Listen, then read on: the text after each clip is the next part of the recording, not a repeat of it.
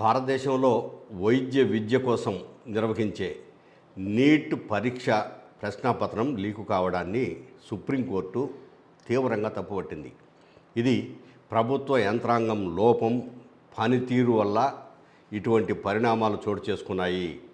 పిల్లలు వాళ్ళ తల్లిదండ్రులు ఎంత కష్టపడితేనో ఆ స్థాయిలో చదువుకొని ఖర్చు చేసి ఉంటారు. ఇప్పుడు వాళ్ళ శ్రమంతా వృధా అయిపోయింది. దానికి బాధ్యులు ఎవరు? ఏదైనా కూడాను ఒక పని చేసేటప్పుడు దాని మీద చిత్తశుద్ధి ఉండాలి, పర్యవేక్షణ ఉండాలి. పర్యవేక్షణ లోపం వలనే ఇటువంటి పరిణామాలు ఉత్పన్నమవుతాయి. ఇకపై ఈ పరీక్ష అయిపోయేంత వరకు సుప్రీంకోర్టు దీని మీద పర్యవేక్షణ చేస్తుంది అని అన్నారంటే ప్రభుత్వం ఉన్నట్ట లేనట్ట, పని చేస్తున్నట్ట లేనట్ట. సుప్రీంకోర్టుకే ఆ అనుమానం వచ్చిందంటే కేంద్ర ప్రభుత్వ పెద్దల పరిస్థితి ఏంటి? ఒక్కసారి ఆలోచించండి.